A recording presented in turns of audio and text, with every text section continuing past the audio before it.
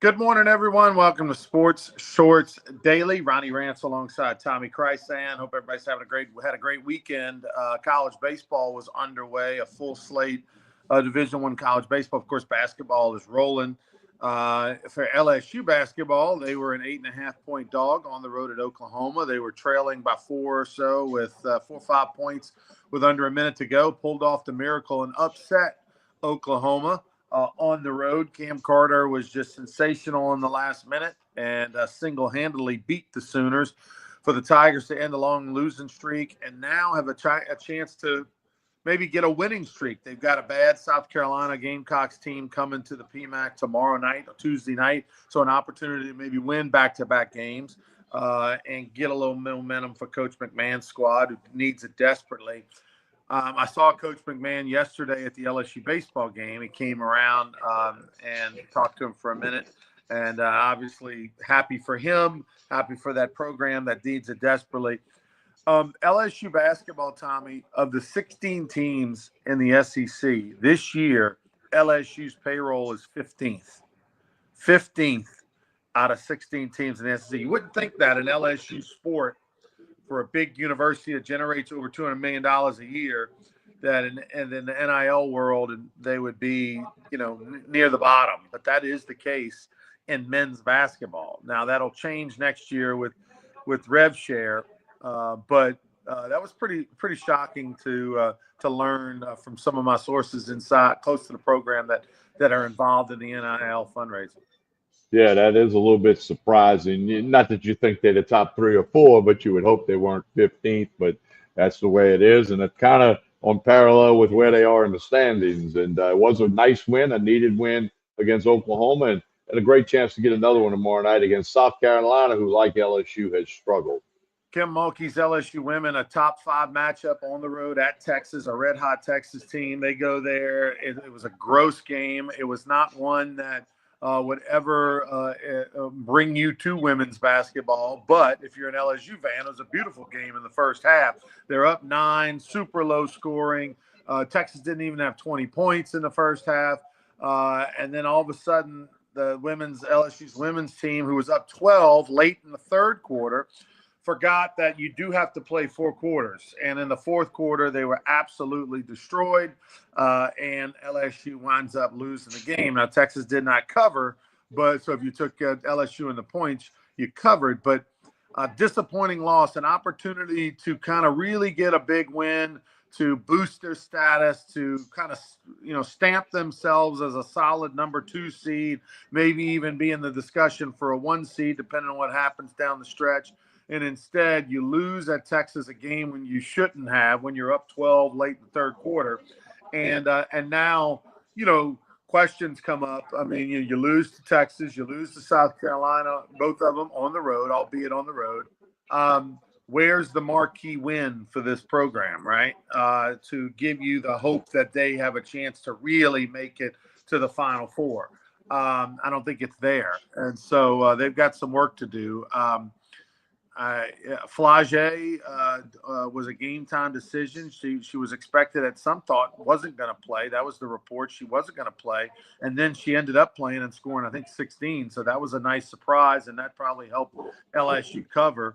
I had a few friends of mine, Tommy, who did the old thought they were smart. Hey, I got reports that Flage's in a walking boot. I'm going to take Texas. And then all of a sudden she starts and scores 16.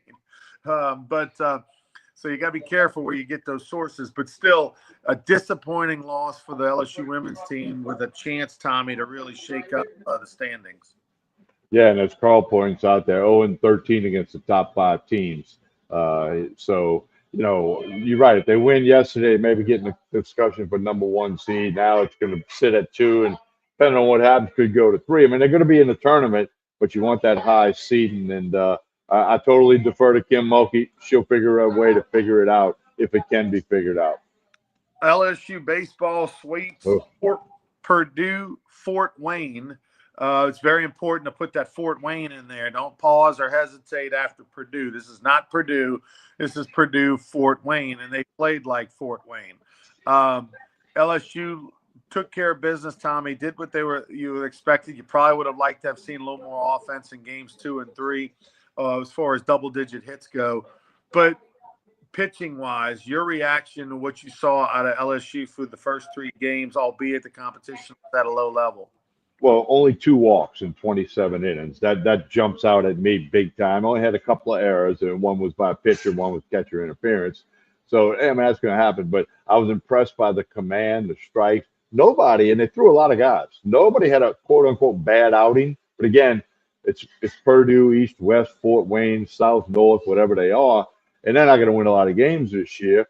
But I'm impressed with the strikes that were thrown, only the 2 walks. We talked about this on the radio. Even when they missed, they didn't miss by a lot. It wasn't like balls flying to the backstop. And, I hate seeing 2 balls in a row in the dirt. I don't think I saw that when I was watching. And, it just was a good pitching performance, command, confidence. And, the ERA is going to be microscopic, 0.67 going forward. But, that's going to change because when you play baseball, it's going to get the other way at some point. We know that.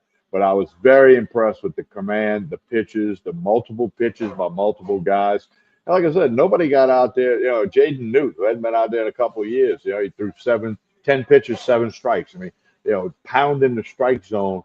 And again, you can pound the strike zone against Purdue, Fort Wayne. Okay, I don't know if you can pound the strike zone against A&M and people like that. You got to get more cute, I guess. But all in all, 3 wins. It's supposed to be 3 wins. It was 3 wins in the pitching performance, and got a lot of guys that can play baseball, but there's a long way to go.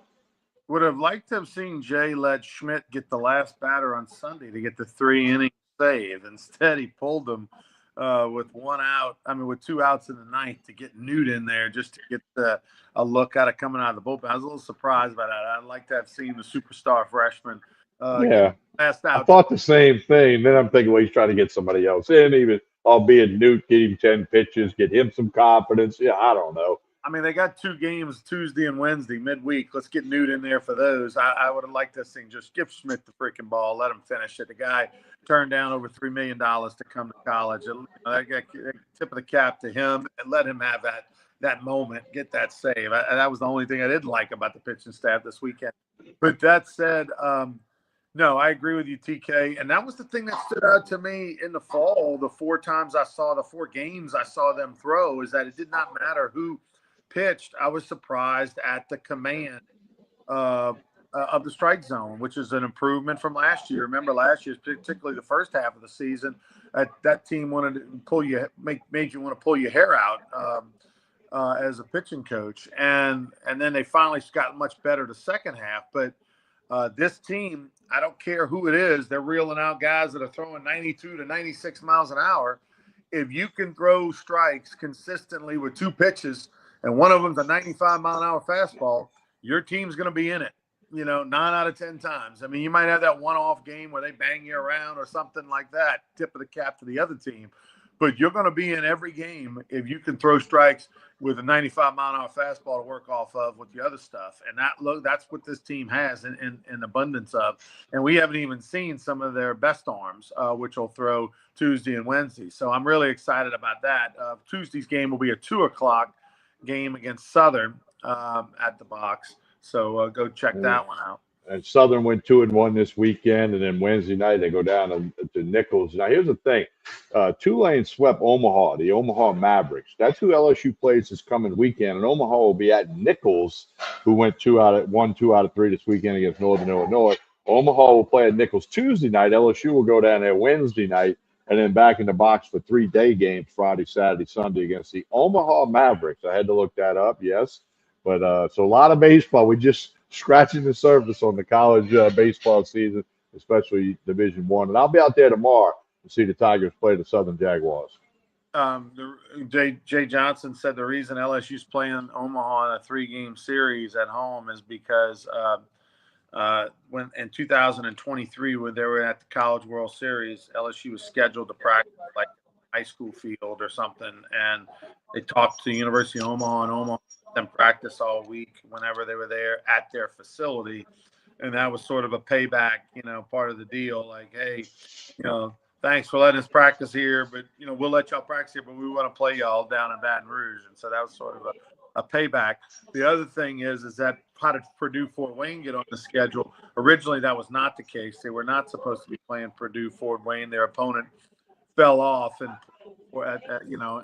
late this past fall or something, and so that Purdue Fort Wayne was a call in because of a connection to the athletic director at Purdue Fort Wayne. So that's why the schedule's a little bit weak. Now it'll pick up next week when they go play DBU in Arlington on Wednesday, the home of the Rangers, and then they play a 3-game series in Frisco against named opponents. So you'll get 4 good contests before the and at Nichols is always a good contest. That first road game on the road in state, when you go down to Nichols and it's a big crowd, and obviously you'll have a lot of LSU fans, you have a lot of Colonel fans. It's unfamiliar territory. You got to get on a bus. That routine is always a challenge that first time, and so LSU will be doing that on Wednesday. And then they'll go play 4 good teams next week over in the Dallas area. Let's see what else. Raging Cajuns, they win opening day in front of a big crowd in Lafayette, but then they drop Saturday, Sunday to San Jose. Now, San Jose State's always a good program, but a little bit of a surprise there that the Cajuns, and they were handled on Sunday. The UNO Privateers are a story to watch this year, not for a good reason. Blake Dean, one of the greatest hitters, left-handed hitters in LSU history, has been the coach over there at UNO for the last 9 years or so. He stepped down in early January unexpectedly, got out of coaching in general, and they promoted their assistant, Dax Norris, who was a great player under Jim Wells at Alabama, to head coach and had been there as an assistant. And, obviously there's been a lot of question marks about UNO's athletic program, which you can talk to, Tommy. But UNO goes on the road to West Georgia. I think West Georgia's Carrollton, Georgia. Had to look that up. Did never hear West Georgia. And UNO loses 2 out of 3 over the weekend, including getting beat 17-3 on Friday. So going to be a long year for the Privateers and a long year in general for the athletic program. Yeah, a long year for the baseball team, and then the athletic department, severe budget cuts, and resources weren't there a whole lot before the budget cuts. So I don't know. I can see UNO not having sports programs in a couple of years. And I remember a few years back after Katrina, they went down to Division III, thought that would be the answer.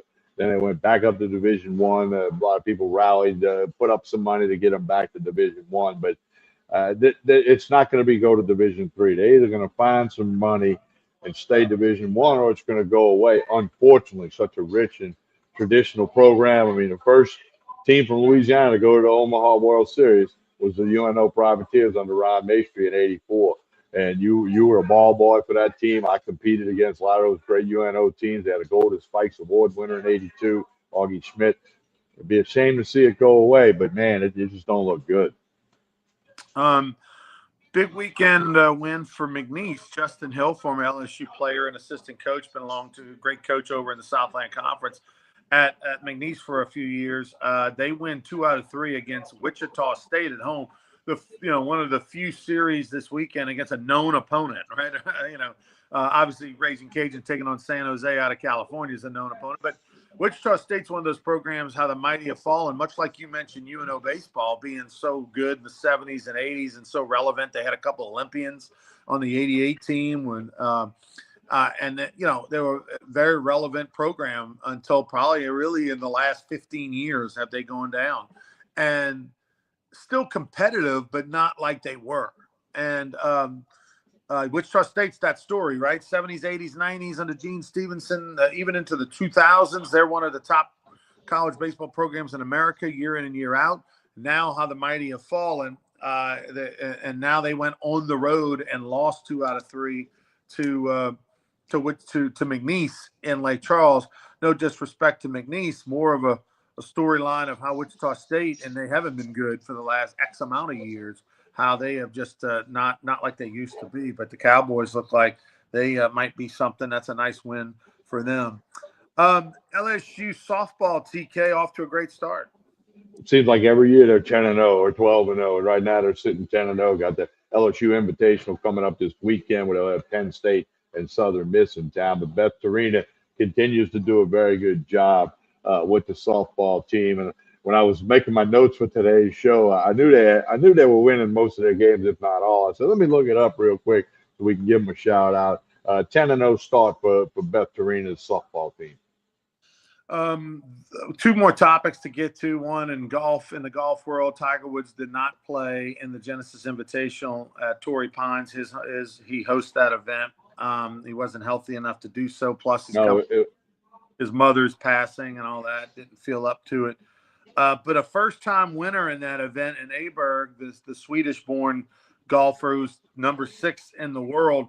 It was interesting down the stretch. Made a birdie putt on 18 to win it.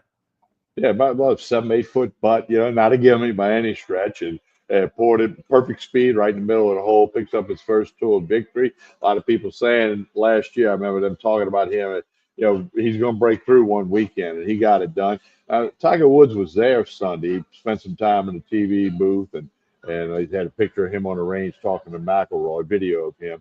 And he is playing in a TGL event tomorrow night back down in Jupiter, Florida. But didn't play in the tournament he hosts. He was there to give away the trophy to Oberg and the PGA Tour full speed ahead, Ronnie. And I know I've mentioned it, but I'm going to the Players Championship in a couple of weeks down at Sawgrass. I'll be in the VIP seats in the skybox. See, I think I'm Ronnie Rance that day. I got VIP skybox seats on the 17th green, the 16th green, the famous par 3. I'll be right in the middle of it. And yes, I'm wearing Rougarou gear.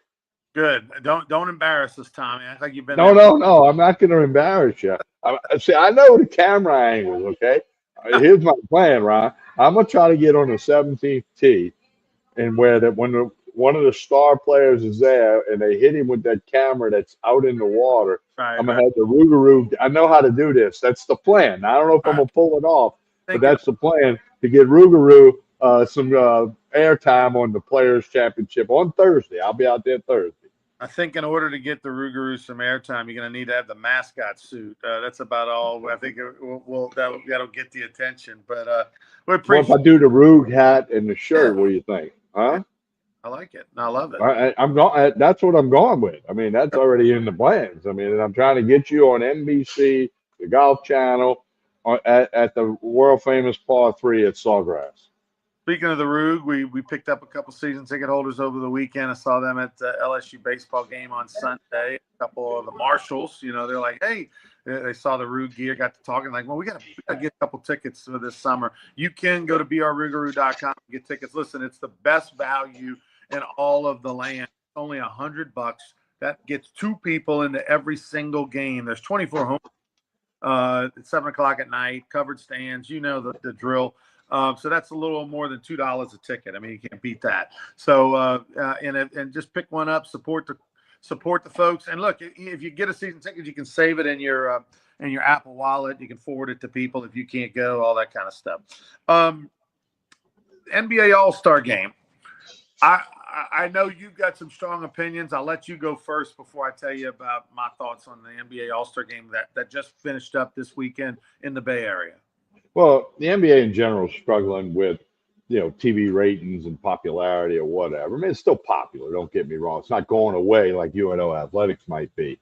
But, the All-Star Game, like the NFL Pro Bowl, just kind of lost its glitter years ago. The three-point contest, the dunk contest. Now they had these 6 teams where you played, and the first team to 40 wins, and you advance. And Shaq picked the team. Barkley picked the team. 2 guys disqualified for skirting the rules in the three-point shooting contest. A player from the G League won the 3rd straight dunk contest, and they kept interrupting the game. Players were frustrated by that, to do presentations and awards. They're trying hard to fix something and to get back into the TV ratings thing, and it just didn't work. Everything they did this weekend just did not work. Okay, all the plans, this, that, and the other. No Pelicans involved, for that matter, but one was scheduled to play in the Futures game but got hurt. But it's just like they just can't push the right buttons for the NBA right now. And I know, look, the All-Star game, we saw one game a couple of years ago, 192 to 188, because they do not play defense at all, and nobody wants to get hurt. Those are multi-million-dollar franchise organizations with each player. Every player is a multi-million-dollar corporation, okay? and they don't want to get hurt in a meaningless game when the playoffs are a couple months away. I just can't get interested in the NBA. I mean, it's just, I don't know. That's just me. There are a lot of people that do like the NBA. People still go to the Pelicans games. People still watch. A good friend of mine, Trey Blossom, watches NBA every night. He loves it. But I just can't get there. And I think nationally, they're struggling a little bit with trying to get attention. Well, all All-Star games are struggling. Right. Obviously, and I think part of that, Tommy, is the fact that guys are just making astronomical, huge amounts of money. And it used to be that you got bonuses, you got appearance fees, you picked up money off the field, all this stuff. And it was a part of like, hey, I want to go to All-Star game. Yeah, I'm gonna get my bonus, I'm gonna make some money. Now they just don't need it. I mean, when you're making $40 million, $30 million, $20 million, you just, hey, I'd rather have the 3 days off or whatever. I mean, like that's sort of the attitude now. And then teams aren't pushing players because they don't want them to get hurt. I mean, look at the Pels. My God. I mean, they can't keep their guys healthy without an All-Star game. They sure don't want to have 2 days of activities where they could potentially get hurt. And so it's a bad combination. I don't know what the answer is. I don't know that there's a perfect fit. I do think that this was better. They can fix it, but this was better than an All-Star game where the score was 185 to 180, and it was just a bunch of Harlem Globetrotter stuff going on. And I think they can tweak it. And even Steph Curry and them said that at the press conference. Steph Curry's team, he was the one that won the All-Star game. It's basically 4 teams that, that have players split up amongst them, and they play first team to 40. They think they'll tweak some rules and do some things to make it different. The players complained about having all these big gaps and all these delays and time off. But the bottom line is that it was a little bit more entertaining. It was a little bit more competitive. That's what the players said. Hey, it was a little more competitive. I enjoyed this a little more. We know that they'll make some more tweaks to it. The biggest thing, though, is that for like the 3-point shooting contests and the dunk contest, until the stars compete in it, it'll never come back to the way it was. McClung, it's not his fault. A G League player who's won the dunk contest 3 years in a row, who's one of the greatest dunkers ever. Guy's made a touch over $100,000 as an NBA player. That's money he made actually playing in the NBA. And he's made over $300,000 winning dunk contests. But the rules are any player that's a G League, that's with basically like minor league baseball. If you were the Yankees and you had a AAA prospect that was a big home run hitter, you could put him in the home run contest. The Major League Baseball would never do that. But that's basically what the NBA is doing for their dunk contest, because they just don't have enough superstars wanting to compete. They know he's one of the best dunkers in the world, so let's put him up there. And now, after winning 3 in a row, and people are talking about it like, is he the greatest dunker ever? Now you're seeing some other great dunkers talking on social media about, hey, maybe we should go compete next year. So hopefully this pushes them, right, to come back. And make, because the dunk contest would be amazing if you had the NBA's best 6 dunkers, but you don't. You've got the G League's best couple, and you got the NBA's bottom few that just want to pick up a check and want to get notoriety. Well, and the guy that won it said he might not compete next year because he's run out of different dunks to do. I mean, now that could be just posturing, I don't know, so he can get invited back. But I don't know, man. It's just I understand everything you said. The teams don't want players to get hurt in a exhibition weekend, if you will, and the money is a big factor. Money, money, money. And then the other story that came out right before the games, because there was more than one game to 40 played, LeBron James decides to sit out because he's got a sore foot. And at the very last minute, like your foot wasn't sore 2 days, I don't know. So that got a little, social media uprising as well. So I don't know. I'm like you. I'm not smart enough to know what to do to fix it, but they certainly need to start today and figure, okay, what can we do next year to increase interest? You know what they could do, Tommy? You could have, since the NFL All-Star Game is a bust and they don't even play it anymore, and instead they have hey, let's watch the AFC versus the NFC and cornhole tossing. What you should do is have the NFL versus the NBA. Have some sort of they can play dodgeball. Yeah, I mean, I don't care what it is. Do like the old challenges, the old superstar challenge. '70s and early '80s. I used to be on TV where What they the right? Guys could get hurt. They could get hurt doing that. yeah. I don't care. Whatever it is, if it was NBA versus NFL, I don't care if it's golf, whatever, it would be more entertaining than the crap we're watching now. And that's a Oh, fact. well, true. Yeah. They could go play putt, and it would be more entertaining. All right, TK, tell us about Tremonti's. About Court Street Cafe today. Well, Tremonti's will have the crawfish special tomorrow. Every Tuesday, big crawfish special at Tremonti's. But here at Court Street Cafe in Port Allen, breakfast, lunch, dinner, 7 days a week. Saturday night, steak night. You got this famous brunch on Sundays. Court Street Cafe, Jason and the staff do a super job.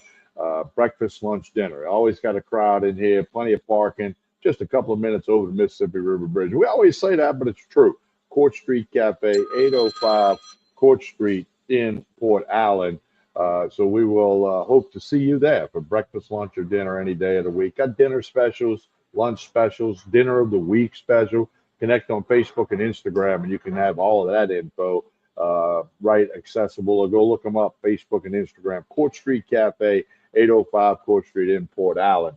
We're back on Wednesday morning from Tremonti's for another episode of Sports Shorts Daily. On behalf of Ronnie Rance, I'm Tommy Christ. Have a great day, everyone.